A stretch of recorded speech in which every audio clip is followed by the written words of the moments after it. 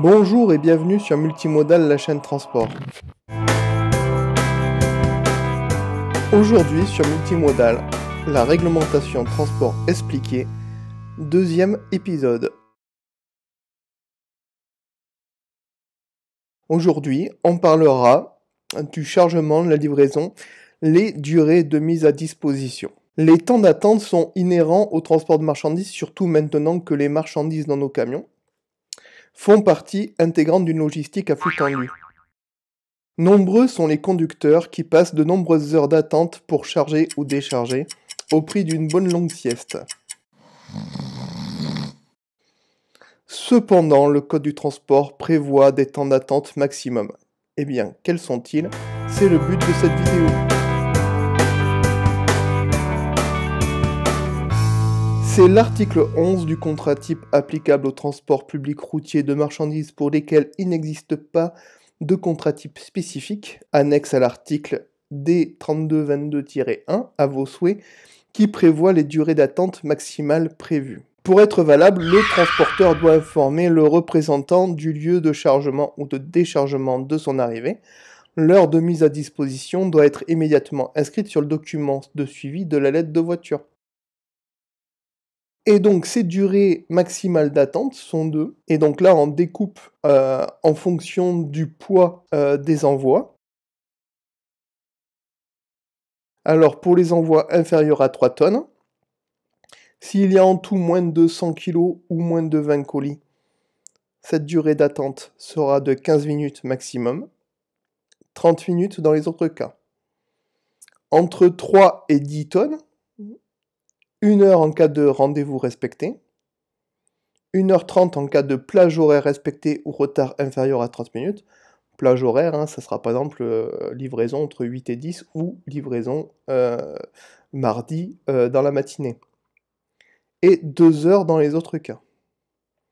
Pour les envois de plus de 10 tonnes, la durée d'attente maximale sera de 1 heure en cas de rendez-vous respecté, de 2 heures en cas de plage horaire respectée ou retard inférieur à 30 minutes, et de 3 heures dans tous les autres cas. Attention cependant, ces durées présentées ne courent qu'à partir de l'heure fixée pour le rendez-vous. Donc par exemple, si vous arrivez à 8 heures, pour un rendez-vous à 10 heures, les délais précités ne seront décomptés qu'à partir de l'heure du rendez-vous. Donc, par exemple, 1 heure à partir de 10 heures, c'est-à-dire que ça sera à partir de 11 heures que le délai sera dépassé. En cas de dépassement non imputable au transporteur des durées ainsi fixées, le transporteur perçoit de celui qui en est à l'origine un complément de rémunération pour frais d'immobilisation du véhicule et ou de l'équipage facturé séparément, conformément aux dispositions de l'article 18. On en parlera dans une autre vidéo. Si les opérations de chargement n'ont pas débuté au terme des durées décomptées, il est en droit de refuser la prise en charge sans indemnité supplémentaire. Pour vous, il sera essentiel de bien remplir la lettre de voiture qui, rappelons-le, est le document qui formalise le contrat de transport. Donc je pense par exemple à la partie livraison demandée. Lorsque une fois vous avez chargé, vous avez un rendez-vous, eh bien noter sur la case livraison demandée l'heure du rendez-vous. Et bien sûr les heures de mise à disposition du véhicule sur le document de suivi. Donc je suis arrivé à telle heure, tel jour, et je suis parti à telle heure, tel jour.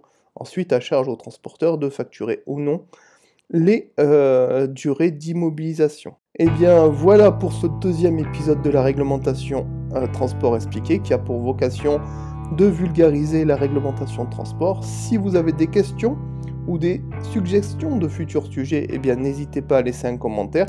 Vous avez remarqué, je réponds en général assez rapidement. Si cette vidéo vous a plu, un pouce bleu est le meilleur moyen de récompenser la chaîne et je vous invite, si vous n'en faites pas partie, à cliquer sur la case abonner et actionner la cloche.